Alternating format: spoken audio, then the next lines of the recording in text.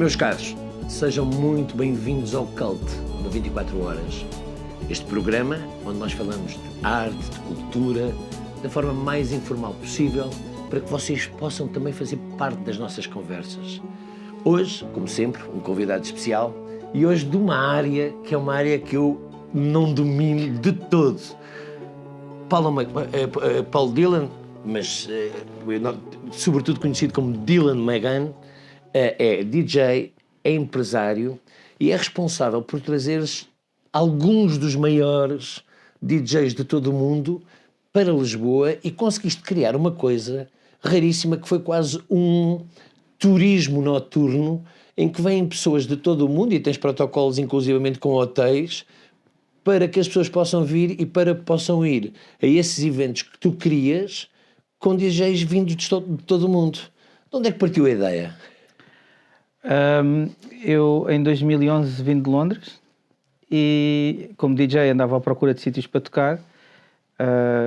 Já toquei em quase todas as cidades europeias, na Ásia, sei lá, na América do Sul, e chego a Lisboa e dizem-me que tu não és conhecido, não tens aqui público, logo não aceitamos-te nas nossas discotecas. E tive em quase todas as venues culturais que existem em Lisboa e sempre barrado. Até que havia uma que era o Bacalhoeiro ali embaixo, ao pé do Castré, e comecei a lá fazer umas festas pequenas que começaram a ter bastante visibilidade. Então eu decidi que o caminho era abrirmos um espaço cultural onde todos os artistas que não tivessem em casa pudessem ter. Pois, porque tu és o criador do Nada e também tiveste o Eka Temple, tiveste o Nada, depois tiveste o Nada.1 e agora tens o Nada.2. Não, Nada.3. Sim, Nada.3. Mas é engraçado porque como tu foste crescendo, mas sempre com uma preocupação cultural. Aliás, nós estamos a falar de cultura, estamos a falar de música eletrónica, mas não só, o espectro de... Tu trazes DJs de todo o mundo com vários tipos de playlist, ou seja, não é só música techno, nem electro, mas estiveste sempre agregado aos teus projetos muito mais do que a música e muito mais do que os concertos e muito mais do que o usufruto e até usufruto até after hours e a prolongar para que as pessoas possam mesmo usufruir. Em todos eles houve sempre uma preocupação cultural. Tu quiseste casar sempre várias vertentes culturais. Sim, é assim, eu acho que há aqui uma coisa que é muito importante dizer. Nós, além dos internacionais, eu dou tanta importância aos internacionais como aos nacionais. E nós temos uma qualidade de artistas em Lisboa incrível.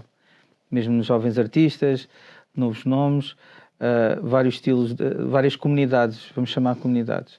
E a nossa preocupação foi criar vários tipos de experiência para as pessoas irem ter, mas ao mesmo tempo também apercebemos a importância que os clubes têm. Isto é, um clube não é só um clube. O clube é um espaço onde as pessoas que bebem, que gostam de dançar, gostam de ir absorver um bocadinho de arte, e há muitas pessoas que bebem demasiado ou que drogam-se. Nós temos os contidos lá dentro e não estão na rua a fazer estragos.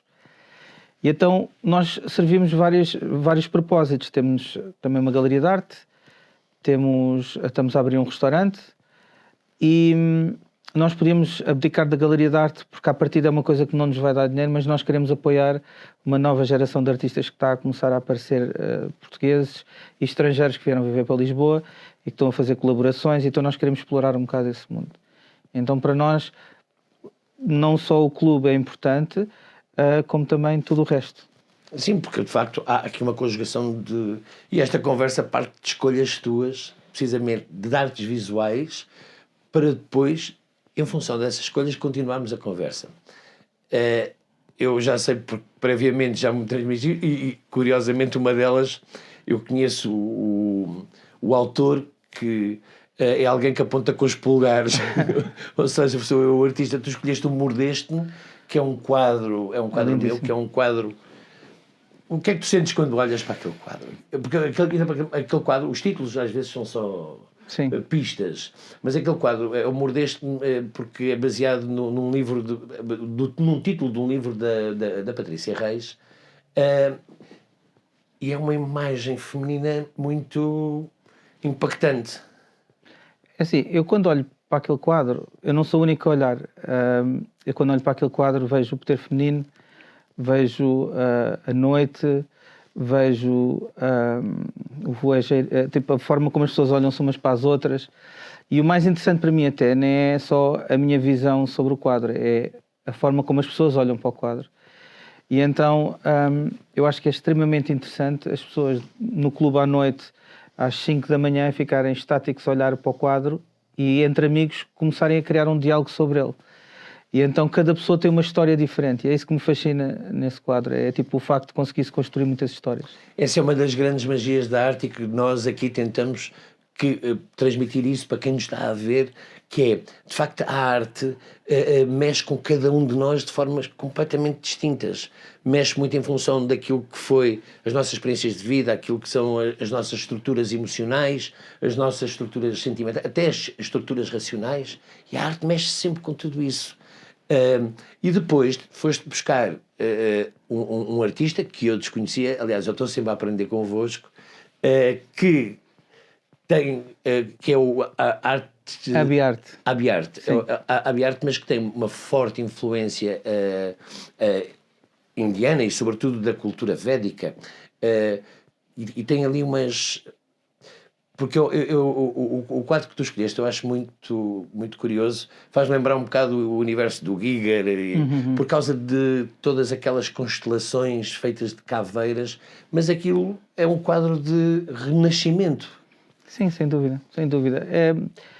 O quadro para mim simboliza o poder feminino. Eu tenho um fascínio pelo poder feminino, tenho fascínio pela forma como nós acabamos por minimizar a força que as mulheres têm. E aquele quadro representa exatamente isso. A mulher é uma guerreira, é uma lutadora, tem vários braços, cada braço representa um poder feminino.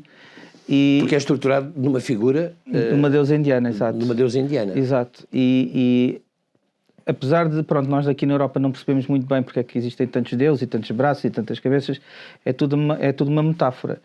E aquela deusa representa um certo poder que a mulher tem, e depois cada braço, são 8 braços, se não me engano, cada braço representa uma energia específica que representa como homenagem a essa energia feminina.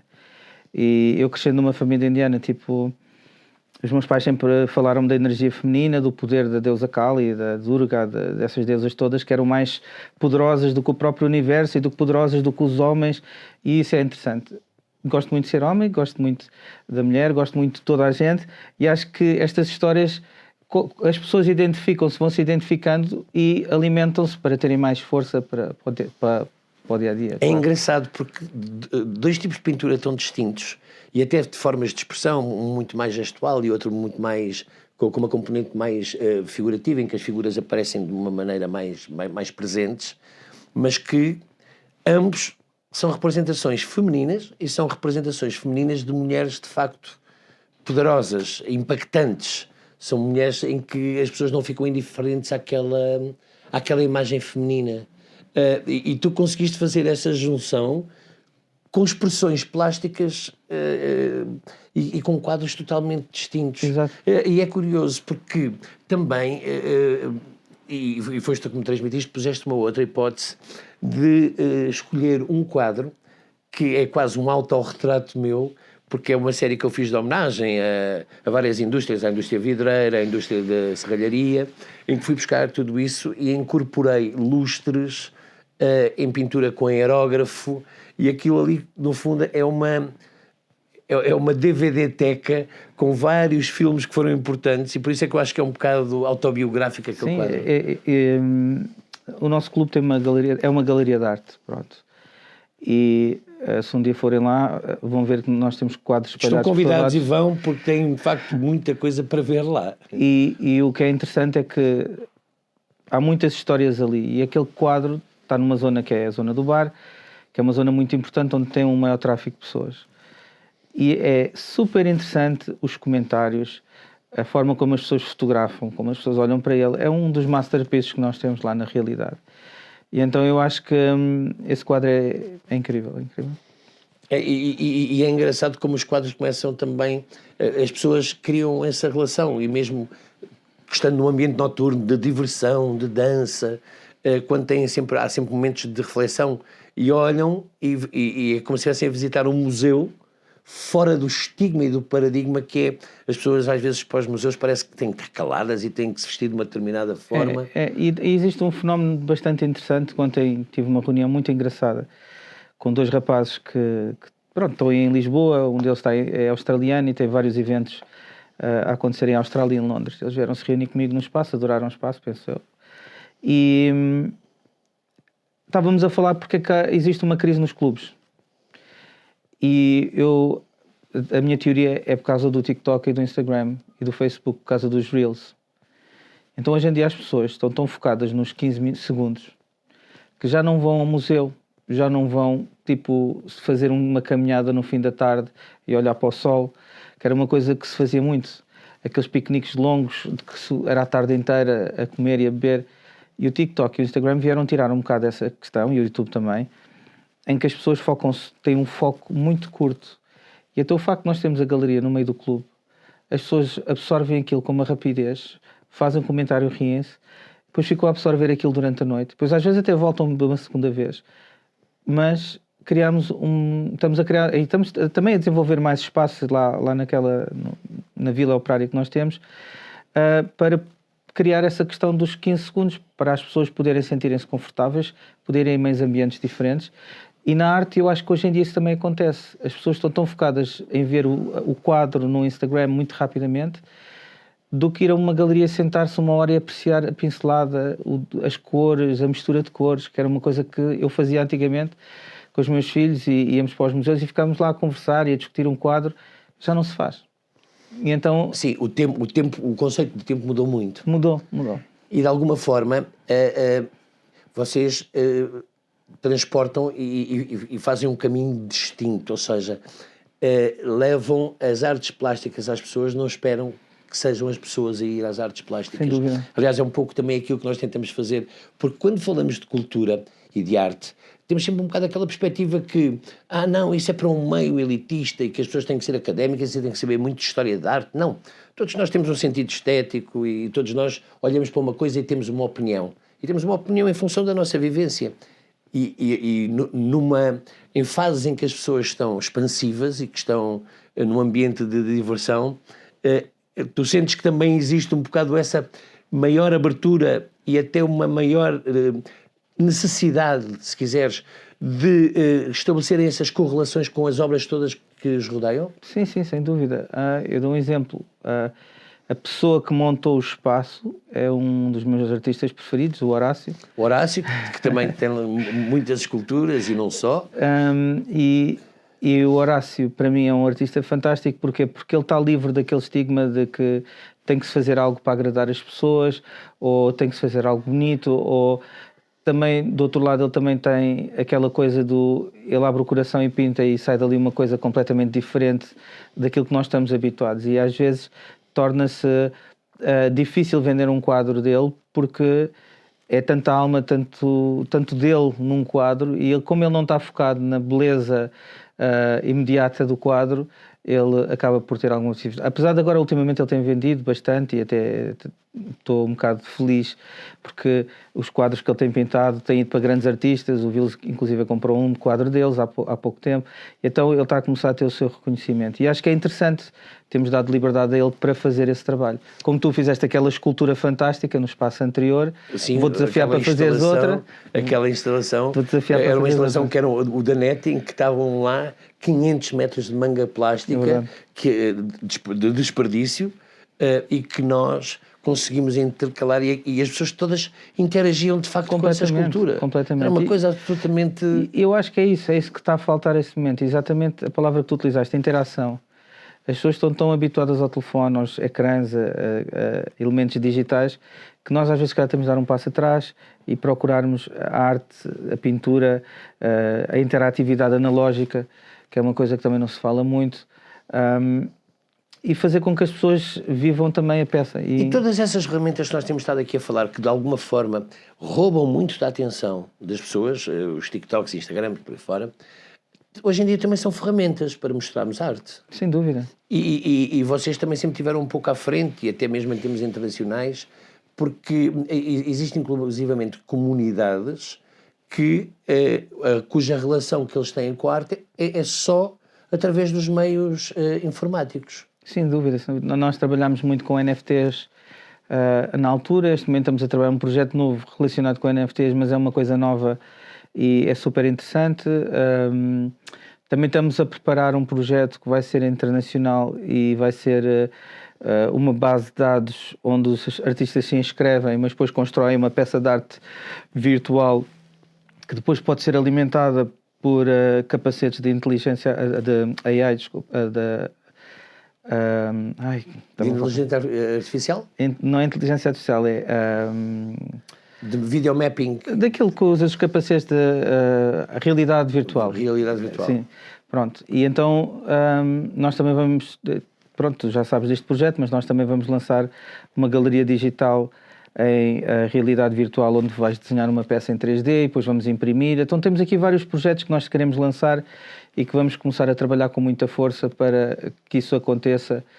E vamos utilizar tudo que seja materiais recicláveis, como garrafas de plástico e afins, para conseguir produzir essas peças. Eu tenho um projeto que tenho vindo a desenvolver, que é com o desperdício de plástico, e que inclusivamente estão também algumas peças. É o único sítio onde ainda mostrei algumas peças, foi de facto também aí, porque e são muito orgânicas. E voltando um pouco atrás, tu há bocado disseste uma coisa que eu acho necessário falarmos sobre ela, que é, em relação ao Horácio, que é, ele pinta e não pinta preocupado com o resultado e não pinta preocupado com a reação das pessoas, porque a arte, de facto, não existe para nós tentarmos...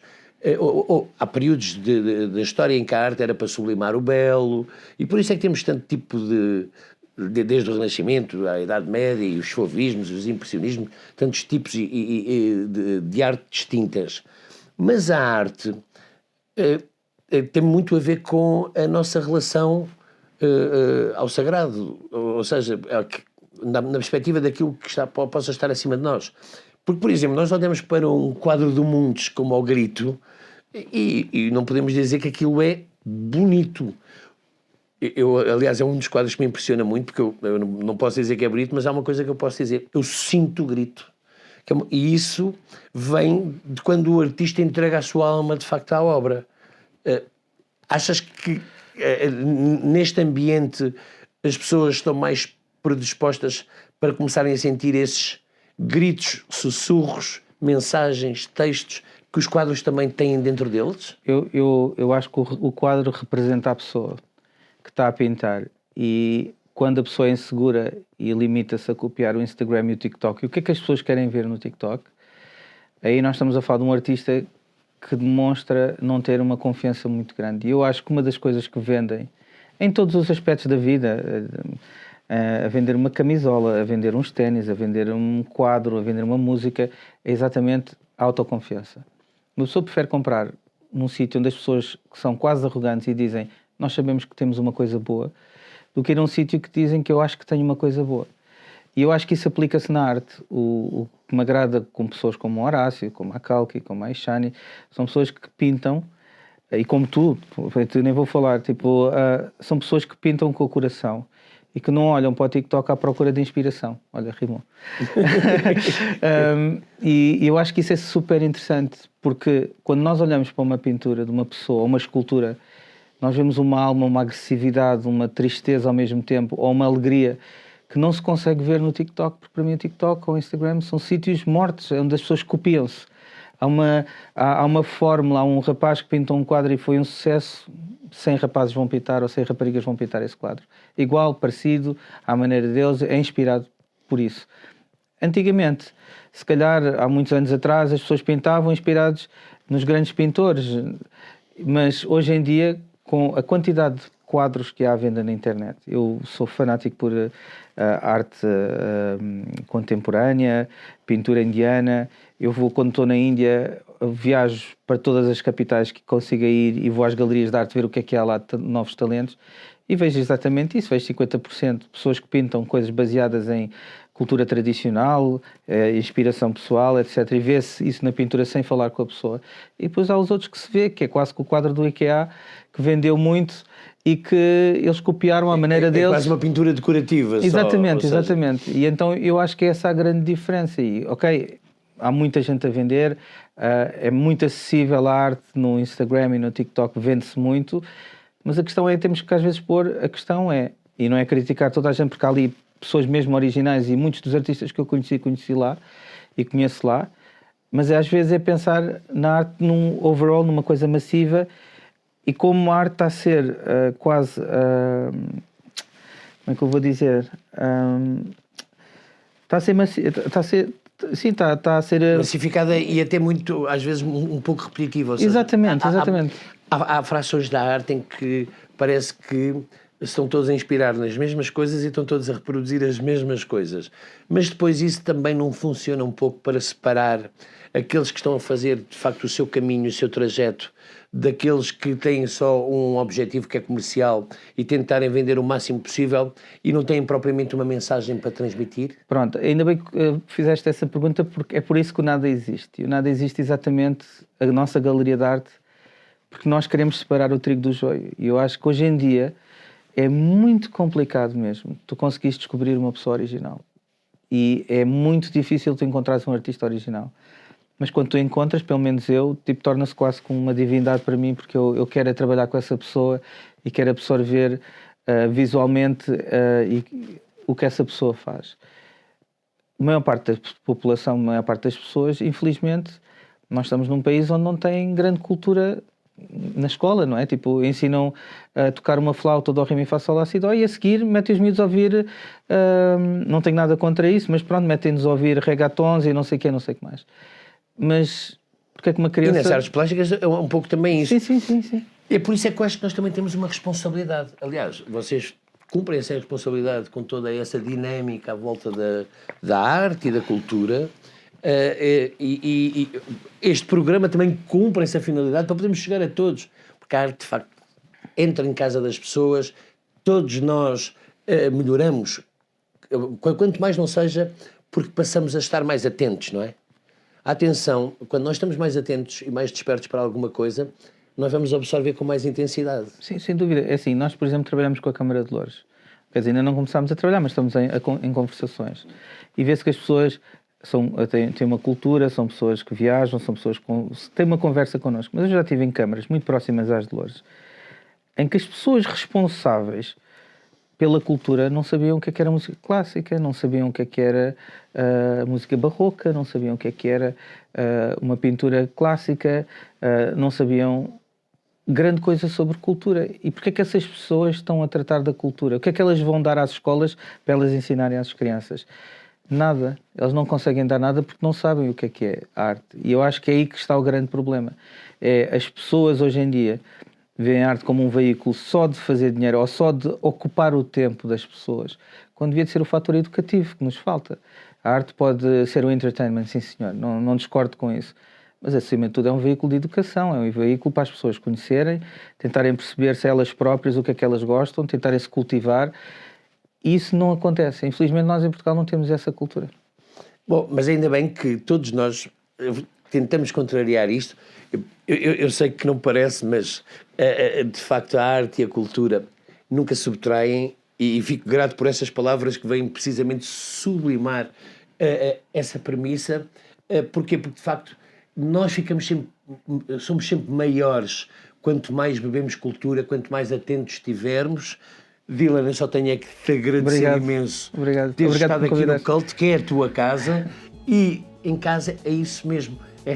Que se sintam despertos para cada vez mais olharmos, ouvirmos com mais atenção, com mais poder de observação, porque é isso que é fundamental. Não é propriamente aquilo que nos tentam ensinar, mas é nós estarmos despertos para fazer esse trajeto.